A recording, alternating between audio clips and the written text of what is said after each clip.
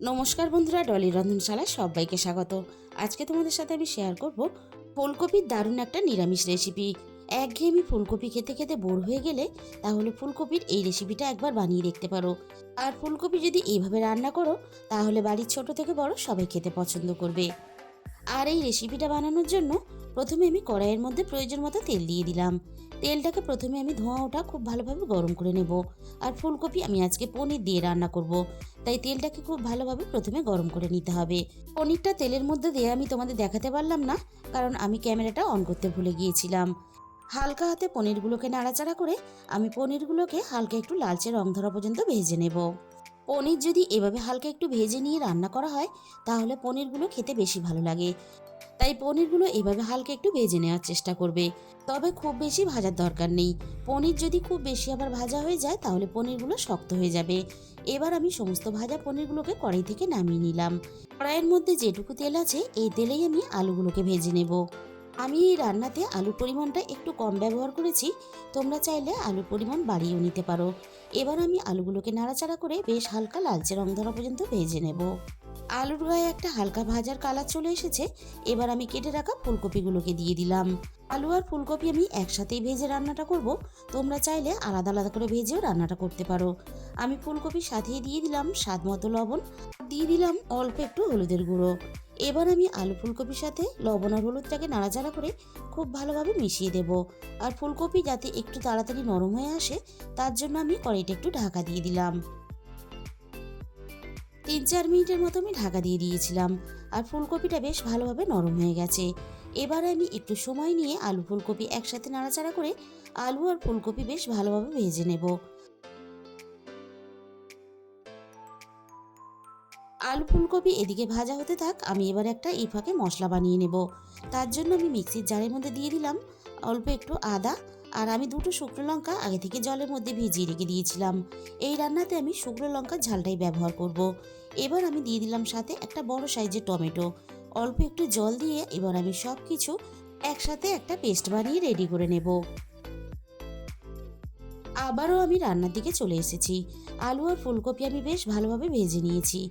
এবার আমি ভাজা আলু ফুলকপিগুলো কড়াই থেকে নামিয়ে নেব।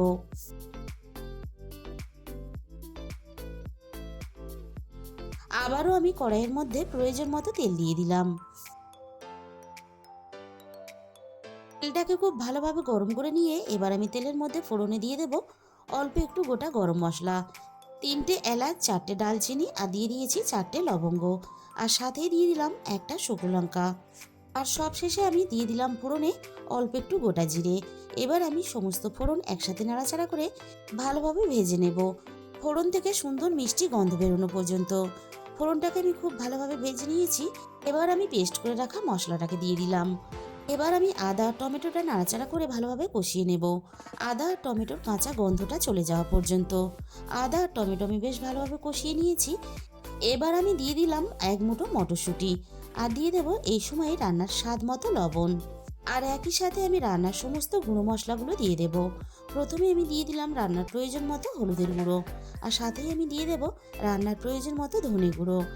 আর রান্নাতে যেহেতু আমি শুকনো লঙ্কার ঝালটা ব্যবহার করেছি তাই কিন্তু আমি গুঁড়ো লঙ্কা দিলাম না। তোমরা যদি একটু বেশি ঝাল খেতে পছন্দ করো তাহলে অল্প একটু গুঁড়ো লঙ্কাও ব্যবহার করতে পারো।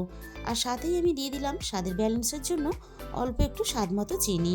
এবার আমি সমস্ত মশলা একসাথে নাড়াচাড়া করে বেশ ভালোভাবে কষিয়ে নিলাম। মশলা থেকে ভালোভাবে তেল ছেড়ে দিয়েছে। এবার আমি ভেজে রাখা আলু ফুলকপিগুলোকে দিয়ে দিলাম। মশলাটা যাতে পুড়ে না যায় তার জন্য আমি মিক্সির বাটি ধুয়ে মশলার অল্প একটু জল দিয়ে দিলাম। এবারে আমি মশলার সাথে আলু আর ফুলকপি একটু সময় নিয়ে বেশ ভালোভাবে কষিয়ে নেব। আলু আর ফুলকপি আমি মশলার সাথে বেশ ভালোভাবে কষিয়ে নিয়েছি। এর থেকে বেশি আর কষানোর দরকার নেই। এবার আমি রান্নার মধ্যে প্রয়োজন মতো জল দিয়ে দিলাম। আর জলের পরিমাণটা আমি একটু বেশি দিলাম, কারণ এই রান্নাটা আমি একটু ঝোল রেখে রান্না করব। তোমরা যে যেরকম ঝোল রাখতে চাও সেই হিসাব করে জলটা দিয়ে দেবে। সব কিছু আমি খুব ভালোভাবে একসাথে মিশিয়ে দিলাম। এবার আমি কড়াইটা ঢাকা দিয়ে রান্নাটা একটু ফুটে ওঠার জন্য অপেক্ষা করব। মিনিট 5-এর মতো আমি রান্নাটা করে নিয়েছি।